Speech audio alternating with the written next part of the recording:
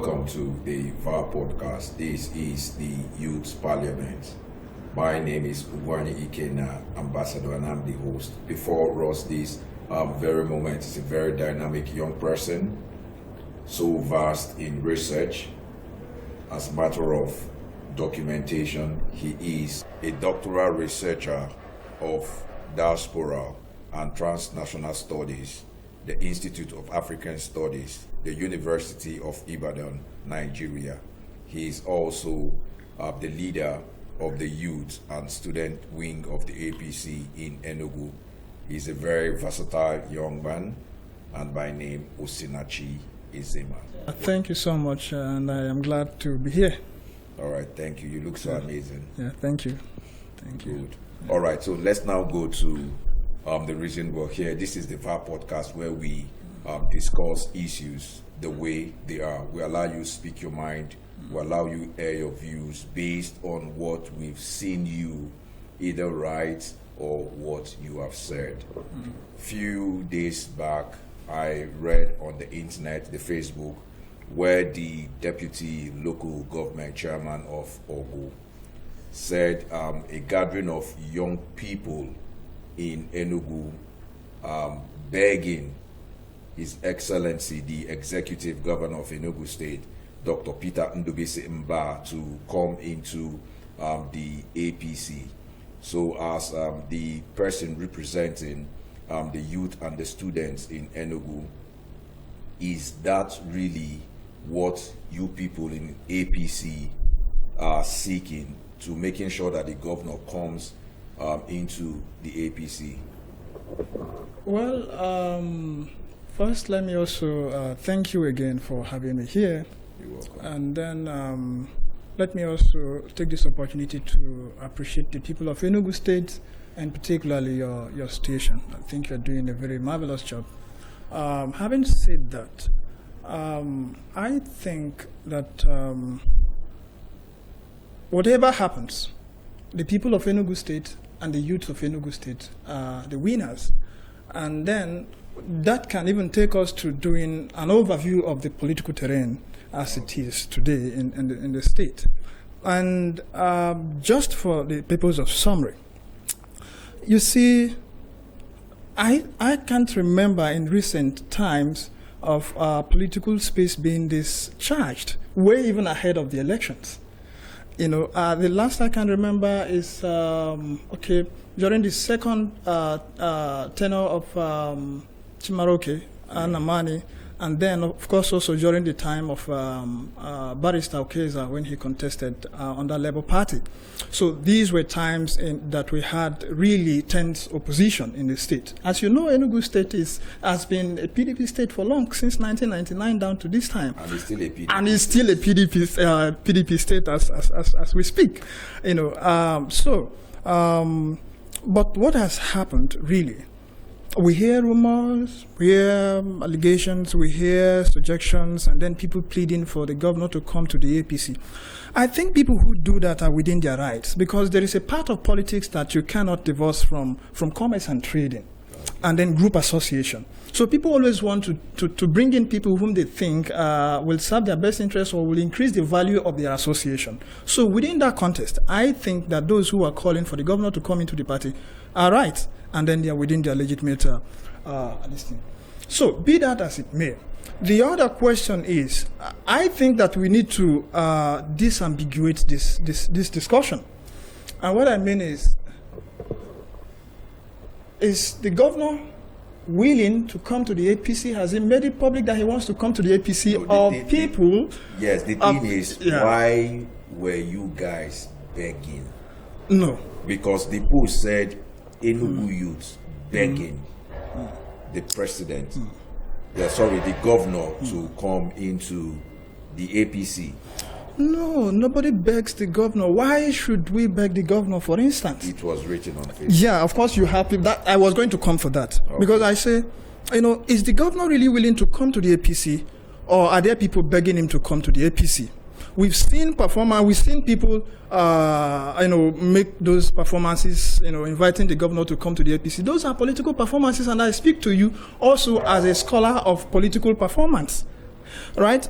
So if today, I think all of these are just mere suggestions and allegations, but we are not begging the governor. Why should we beg the governor? Because if you want to beg the governor to come to the APC, of course, let us all admit that the party is open for people to come in, right? The leader of the party in the state, Chief Uche Naji, who is the Minister of Innovation, Science and Tech, has said it times without number that the party is open. The state party chairman has also said that the party is open to welcoming new members, including the governor, right? But the leader of the party has also said that whoever wants to join the party has to come through the main entrance of the party. There are protocols and procedures for joining a political party, right? So when you have people making suggestions that they need the governor to come to the party, I think that what needs to be gotten right is this. Why is the governor needed in the party? I don't think, and I don't subscribe, of course, I've said it clearly that we are not inviting anybody to come and join. I mean, it's an open thing, but we are not dragging anybody because this party has been built to a point of popular integrity. You can compare what is happening in the party today to what used to be during the times of the former leader of the party. So what used to be then? You used to have a party of people trading. You see, politics is a very serious business, young as I am. I understand that politics, and also as a student of politics, it's a serious business. It's very strategic. It's very diplomatic, right? So it's not a place where we used to have a party where party leaders would be APC here, APC in the state, and PDP in Abuja. They keep shuttling. We used to, the former governor of the state used to, cut. The leaders of APC used to cut with the former leader of the governor of the state. But I think after politics is governance, so I don't see where. No, of course, that is fine. There's a space for governance, there's a space for politics. But you also know that politics bets governance. The way you play your politics to get into power also determines the kind of governance you give. And that returns us to discussing what is happening with the governor, the suggestion that the governor wants to come into the APC. You see, this is not my saying, but it's a popular thing that the governor didn't win the election. It's alleged, right? Was taken to court. The court has said otherwise, but so who now took him to court? Do you know the same person that took him to court now said he's the people's choice, Enugu's choice? Now, that tells you the kind of politics that we play, not just in this state, but in this country, but we are narrowing it down to this state now. How is it that somebody who had that kind of popularity, who symbolized integrity, democracy, challenged a sitting governor, a sitting party, to that point, and then all of a sudden, within the space of 2 years, has surrendered to pleading with the sitting governor to I saw the video for him to join the party, and then even declaring that he should be the sole candidate for the party. Sole candidate of what party? That tells you now. Because you see the politics, you need to see I don't know if you saw the video, but you need to watch it clearly. Yes. They said, and I don't know if I should. The former leader of party chairman of PC in the state says. The former one.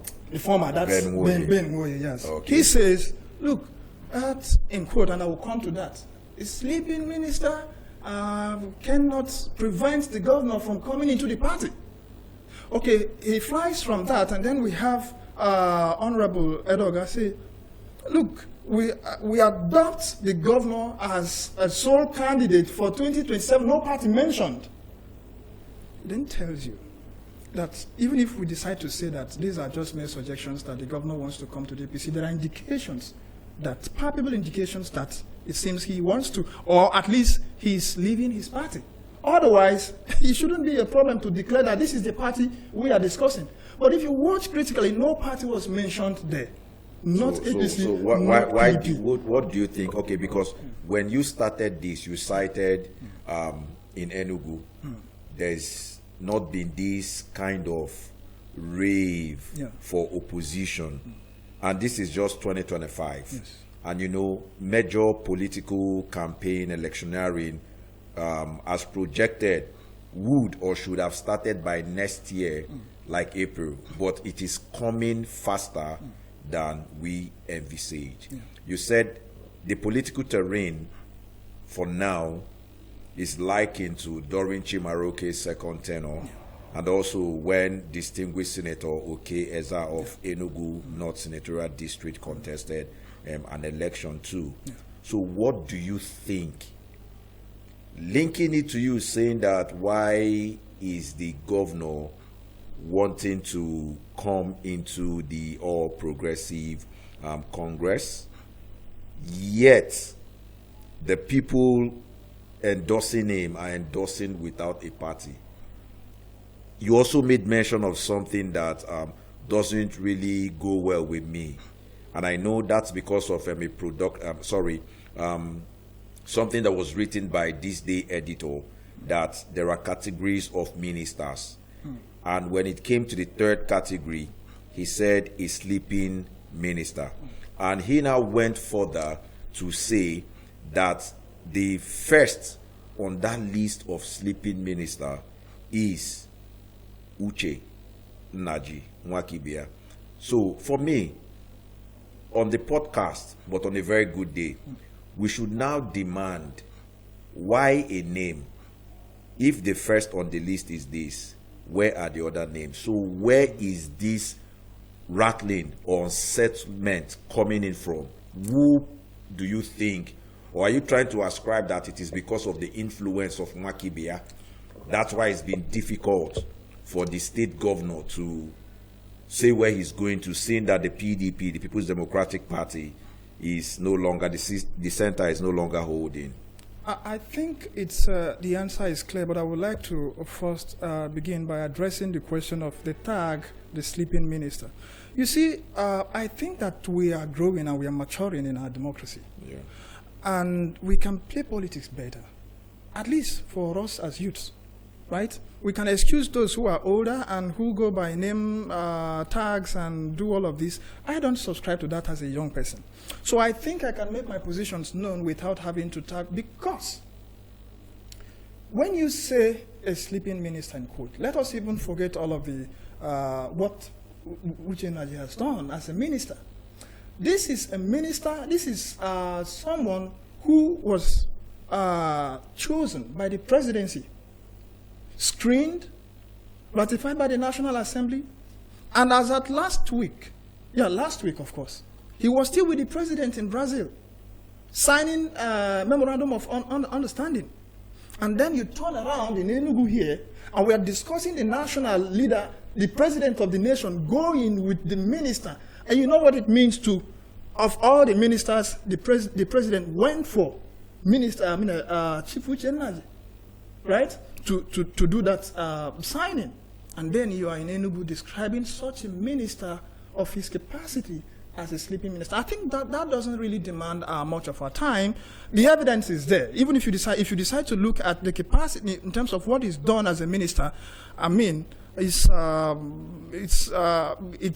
contestable in a sense. But that's by the way. So I just want to put that to rest, that we needn't really tag people. You see, the people of Enugu are getting wiser, and then overall, right? So you can decide to label people. We don't go by those labels. We look at people, what people have done.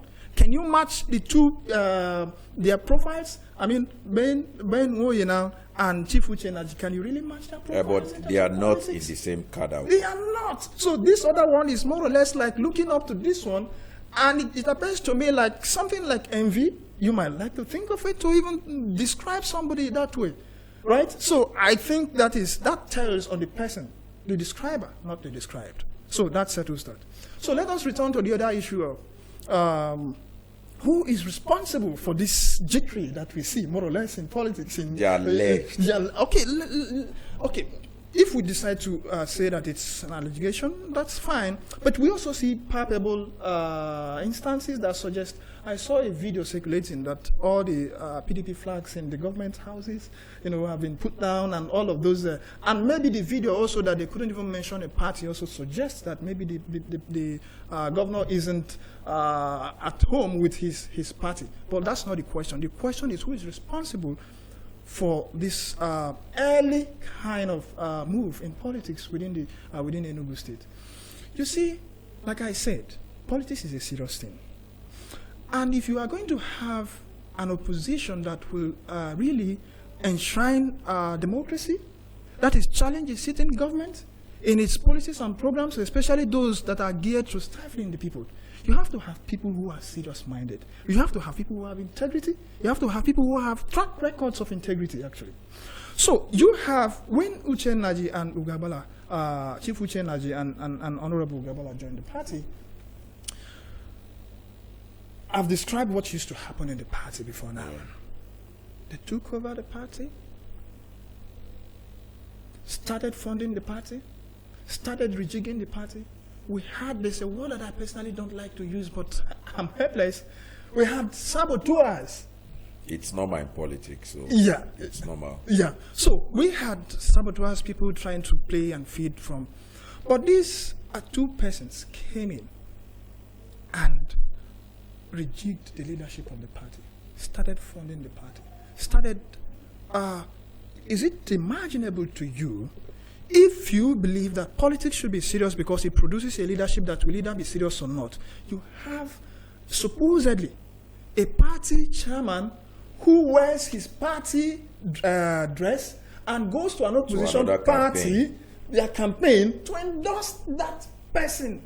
You see, politics is a serious business. It's really a serious. You see, when people say, no, I mean, it's the end justified, the end doesn't justify the means for the people that are desirous of change, not for youths. Because, let's say, I mean, that's a shame. I can tell you that that's a shame, not to the party, not to APC, but to the person who has done that. But he's the leader of the All Progressive Congress. So that suffices to say that as the then chairman of the APC in Enugu, going to a campaign of a PDP brother who happens to come from the same senatorial district, then it suffices to say that this is the totality of APC surrendering to the People's Democratic Party. No, you must even understand that as of then, he was not the APC chairman. He had already been suspended, courtesy of his track record. And you remember also that he had to resign at some point. In fact, he just came back as at last month. Last month. He just came back to the party as at last month. We should even question who leaves a party and within 3 months is back to the party. And this is a party that you wore the APC dress to go and endorse. Of course, I've said that he wasn't the APC chairman as I then. Of course, he had been booted out because of what the track record he had of, sabotaging the party and selling the party. So why now wear the APC regalia to? You see, because he was trying to constitute a contest, to try to give this idea that APC, there's some kind of internal fractions within the APC, which is what they are trying to do again. The question is, if the governor wants to join the APC, welcome. Why do you have to, and we are saying alleged now, because the governor hasn't given an open, right? Why do you have to rent people to perform an invitation, kind of? If you are really coming to the APC, are you coming to build the party further, or are you coming to destroy it? If you think you're coming to build the party for those who are inviting him on the basis that they want him to help build the party, why are you sponsoring some kind of fractions within the party? That shows the intention, some form of insincerity, right? And these are the questions the issues we have to consider. So when people even say, oh, he wants to join the APC, and then people are inviting him, and then he's also trying to, the party is open. Why do you want to come through the back door? Alleged. But do you think it's coming through the back door? Now, let me not state this because there's so many talks and write-ups like, oh, the governor is trying to come in, but the minister, Mwakibia, is making it so difficult for him to come in. And for some of us, we don't think that's the issue because the governor can decide to, go to whatsoever party that he wants to go to. So, and we see so many of the APC people trying to, make us believe that it is the capacity of the honorable minister that is keeping the governor for instance, that when he comes into the party leadership would not be given to him. And like what the Honorable Minister said on one of the national televisions, that everybody is free to come into the party, but they should know that they will contest for primaries. I think that for me is indicative of the nature of the man called Osinachi. We are discussing democracy. You see, one of the things that the youths of this state are doing is they're asking questions. More than the performance you see of people asking that the governor should come in. Do you really need to plead with the governor to come to your party if the governor wants to come in? So the youths of this state are asking questions. Why does he want to leave his party? Of course, it is within his constitutional right to leave his party and join whichever party he wants. But they're also asking, what has he done his party that he's leaving his party? It's a party that was inherited, that he inherited, a party that was bequeathed unto him by his predecessor. Intact, in quote. Right? What has he done to that party within 2 years? Why is he leaving it? What is he bringing to... We have several political parties, not just in Enugu, but in Nigeria. We have, in Enugu, we have APGA, we have Labour, we have others. The question is, why the APC? So that Enugu State can come to the center. Some say that the governor wants to plug into the center. Good and fine. But let us not put a narrative that suggests that Mr. President is stifling oppositions. We have APGA in Anambra. We have Labour in Abia. Have they decamped to APC, or have they complained of shrunk allocation as a result of being in an opposition party? I don't think that anybody needs to move to. So the question really is not that he has to plug to the center and then not plug to it. It's a certain kind of fear that we seem to be witnessing a sincere opposition in this state. An opposition that has the resources within it, that has the integrity that it thinks it has to protect, an opposition that is not willing to play by its whims and caprices.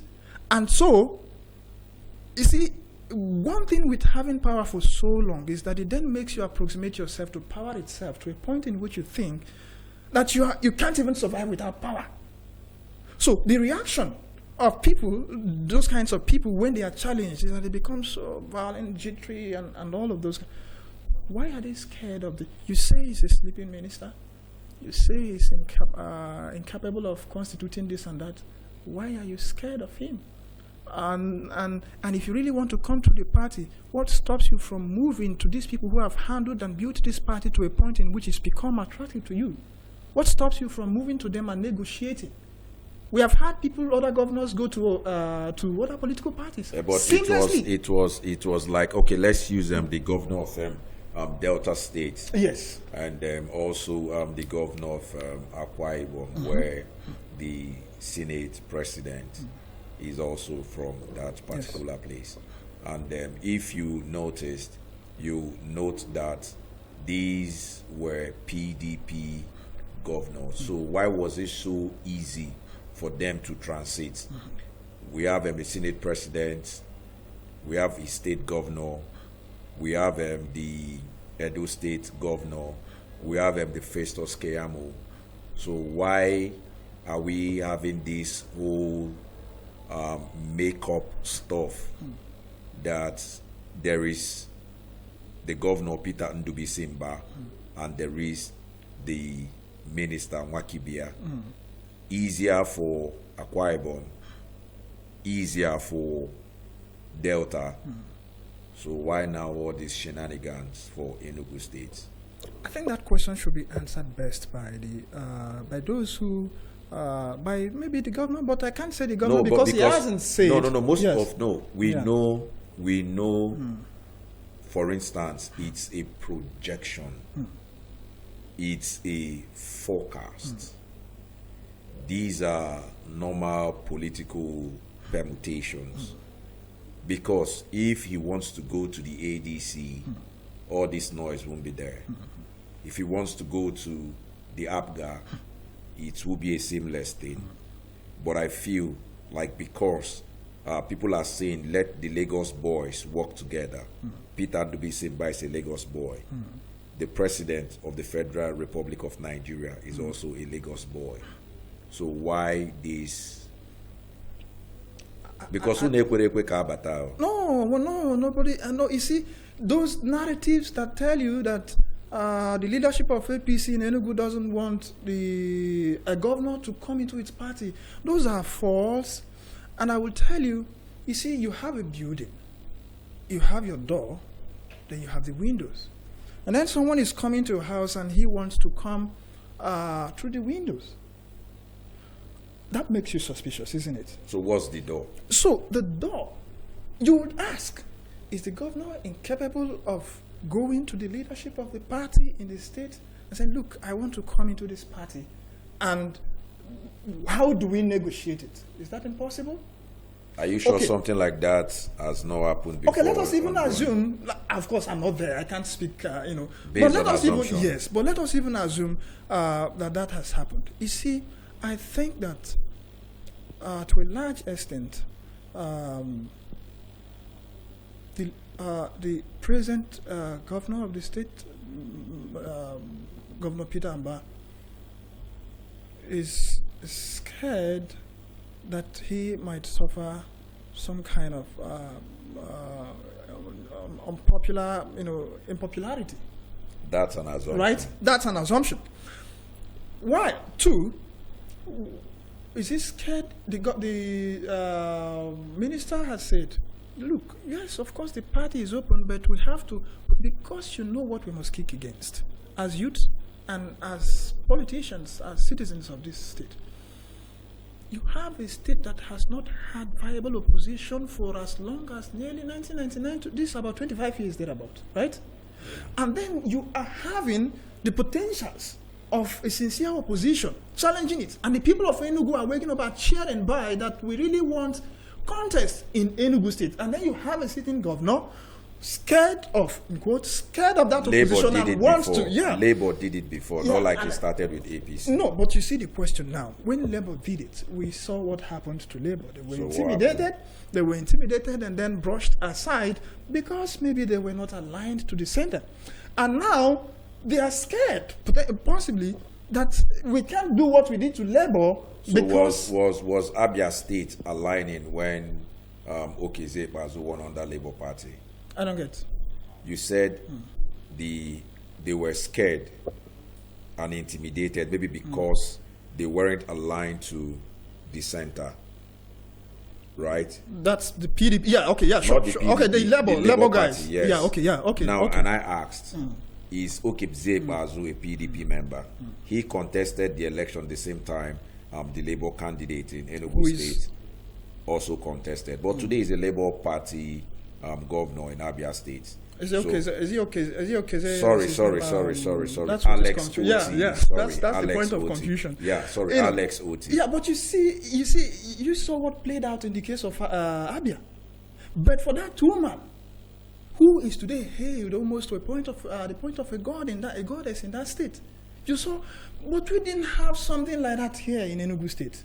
The point I'm making is that, look, if the leadership of APC says the party is open to anybody who wants to come in, but there has to be primaries. Are you telling me as a person that there shouldn't be primaries in an election? Are you saying people should just say, oh, we appoint you and you go? From 1999 it has been, we appoint you and you go, we appoint you and you go. This is 25 years down the line and we are about to have an opposition, and then they want to shift to a point just a bit. No. There's something I need to say no. Yes. As a young person, yes, there's something we need to understand. Okay. For 25 years, you called the People's Democratic Party. We also have people that have told us that these parties are just vehicles. Hope you know. Yeah, sure. The man you so revered today, Ugochukwu Agbala, was also in PDP. And I feel like at every point of dissatisfaction as politicians, they change the ship. But that's not where we're going to. In all these, as a person representing the youth and students, what has been your take in this whole renewed hope mantra? You have said you don't want to tell us the number of things that the Honorable Minister has done.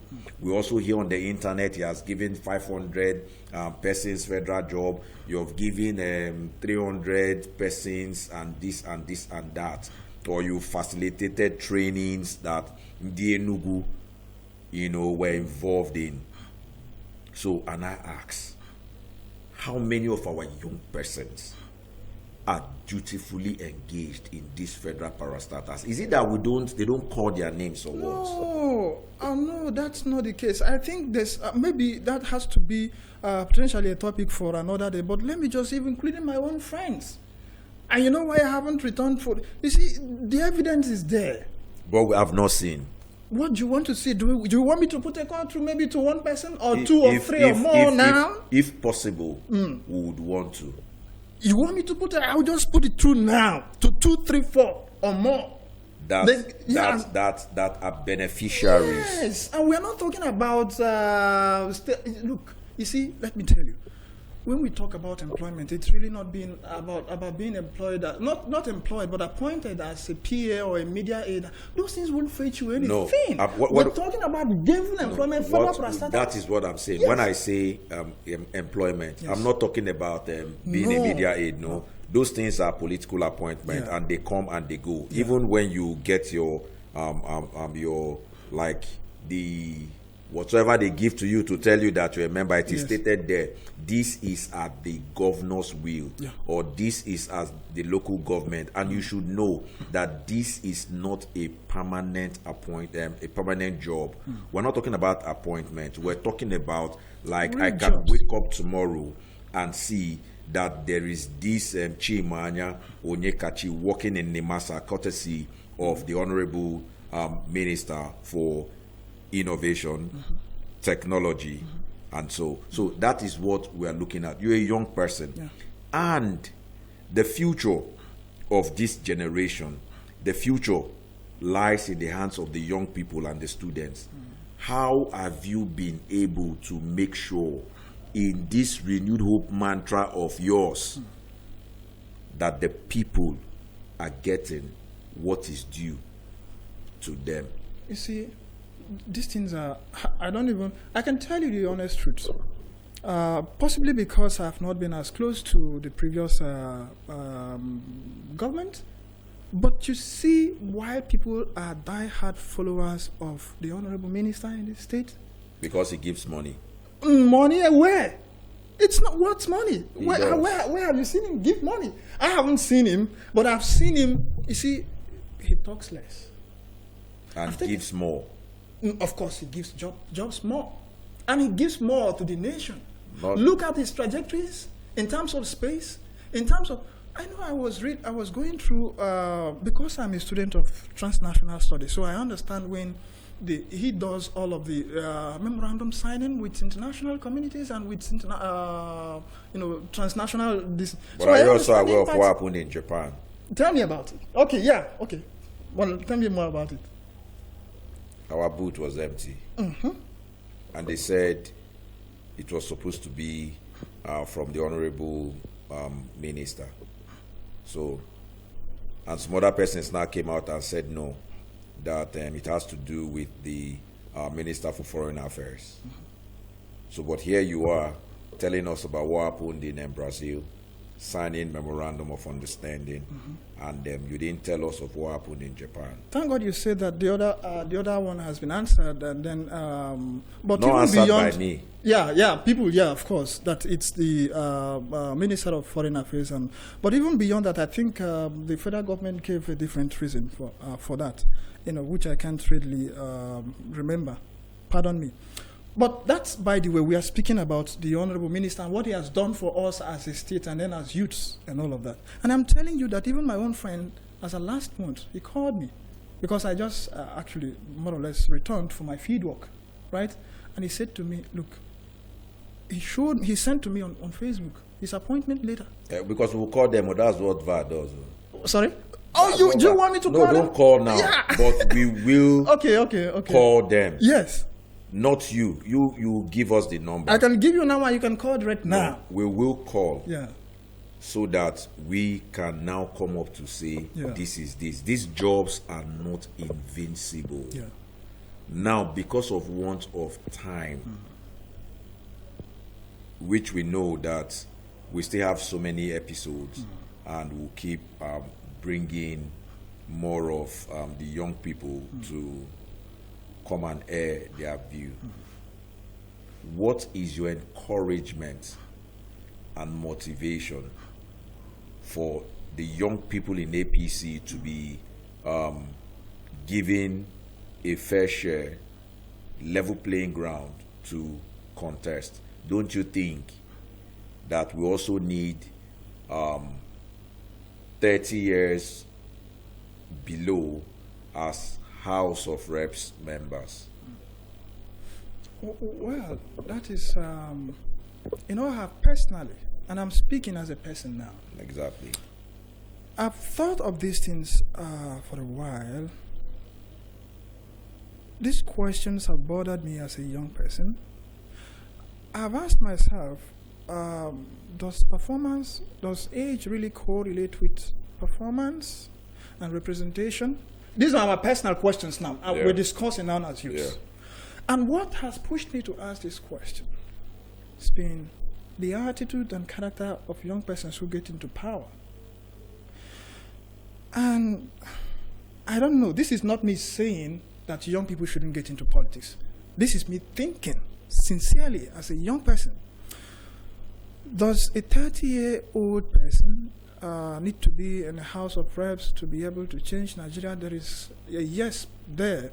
Yes, in the sense that the ways you think will be potentially in tune and at par with the current trends.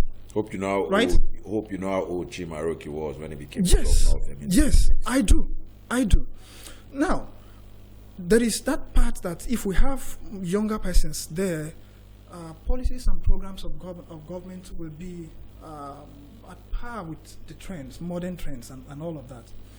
But we also look at people who then go there and they feel they see money or they see power and then they behave like. I'm sincerely thinking now. I'm not promoting anybody. I'm sincerely thinking.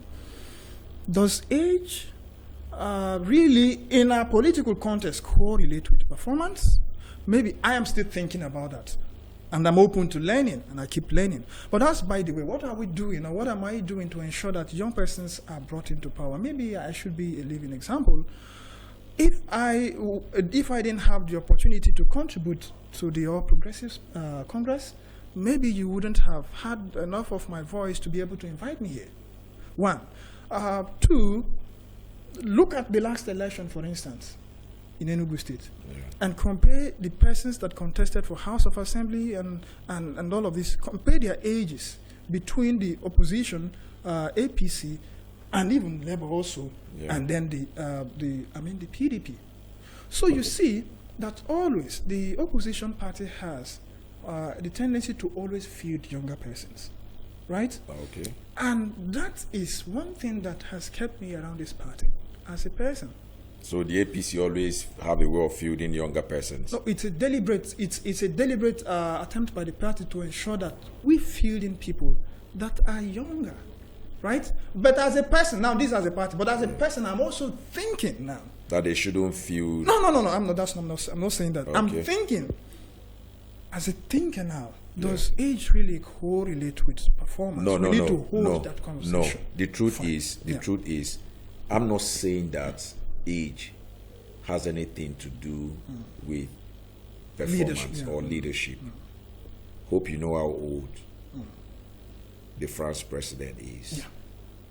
We're not talking about a House of Reps member, we're talking about the president that is in the word power by a very young person. Now let me also not come down. Maybe you also mentioned the US also. The Uche Naji that you all have been clamoring about. Hope you know how old he was when he contested his first election against Senator Jim Wobodo. Hope you know he wasn't old. He was very, very young at that point. Hope you know that most of these older men, because they grew with this power, they don't want to let it go. So that's why I was saying that as one that represents the students and also the youth in All Progressive Congress in Enugu State, how has renewed hope fared? You see,